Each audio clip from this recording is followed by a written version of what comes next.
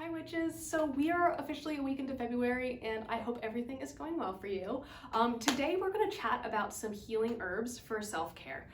So along with the crystals we talked about yesterday, these are some great herbs to incorporate into your practice or spellcraft, and that could be in terms of spell jars, or if you're making yourself just a nice cup of tea. So herbal medicine is beautiful and it has helped me so much in my own life, but this does not mean that you should take this video to say you should go off your prescribed medicine without your doctor. I'm not a medical professional, I don't condone that. Please talk to your doctor before you start working with herbs, especially if you're going to be ingesting them.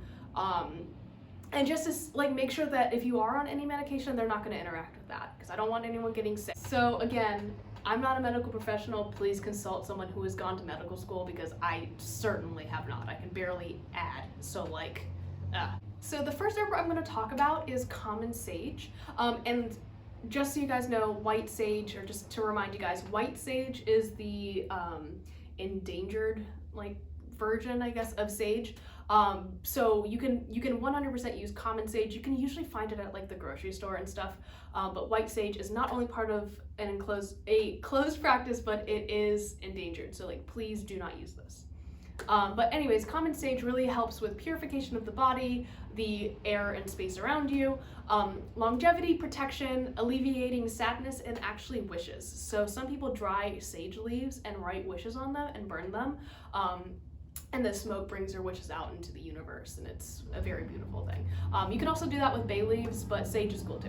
So I know we're coming up on Valentine's Day, and another herb that is kind of linked with that holiday, but also self-care, are roses. So roses promote a sense of love, of confidence, of romance and sexuality, of luck, peace. It helps with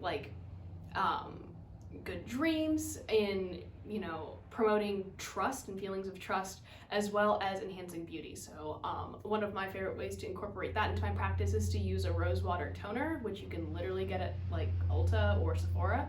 And it makes me feel good. So I definitely recommend that. Plus I love the scent of roses, so yeah.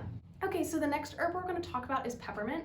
And this herb invites prosperity to your life. It can be used in herb bundles for smoke cleansing, as it is purifying, it is healing, and it promotes love in your life. So again, whenever I say love, I don't mean romantic love necessarily. It can just be self-love, love of your family, etc. So peppermint is really good. I really like peppermint tea, so definitely recommend.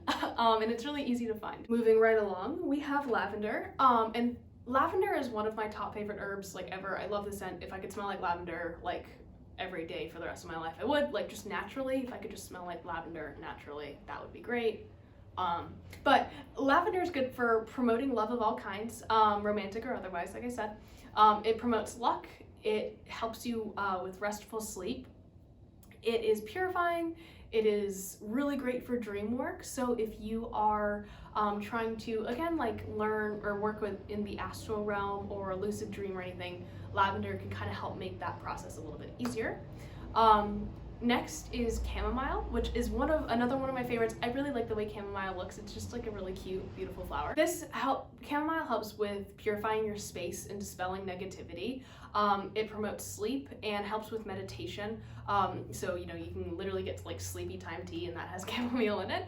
And it also protects against psychic or magical attacks. So I really if there's someone trying to I hate to use the term psychic vampire, because I feel that sounds really new agey, but it does help with preventing someone from kind of leeching off your energy that you're putting out. So definitely recommend chamomile. The next one we have is ginger, and ginger is really cool because when you add it to anything, if you're cooking something, it increases the efficacy of that spell, similar to the way that cinnamon does.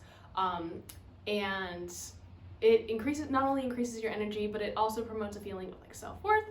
It is really associated with luck, and especially if brewed into a tea, ginger is really good for digestive issues. So and it promotes healing and is an anti-inflammatory, I believe.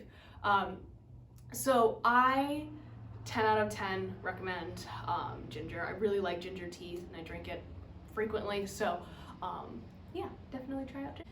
Okay, so the final herb I'm going to talk about today is called St. John's Wort.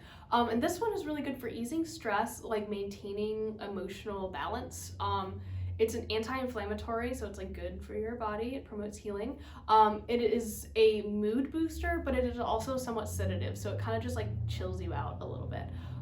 St. John's Wort is one that I'm hoping to grow in my garden this year. I have to like find a plant. So St. John's Wort is one that I want to grow in my garden this year. I haven't really worked with this plant specifically, but I am excited to. I've heard good things. So yeah, if you guys have worked with any of these herbs or plants, definitely let me know how it went for you. So if you guys have worked with any of these plants, definitely let me know how it went for you. Do you plan on growing any of these in your garden this spring? I know it's like literally snowing outside when I'm talking about this, but I'm really excited for spring. And again, once again, please, if you're gonna like ingest anything, please talk to your doctor about it first, because I don't want anyone getting sick. So anyways, I will see you guys tomorrow, and I hope you have a great rest of your day.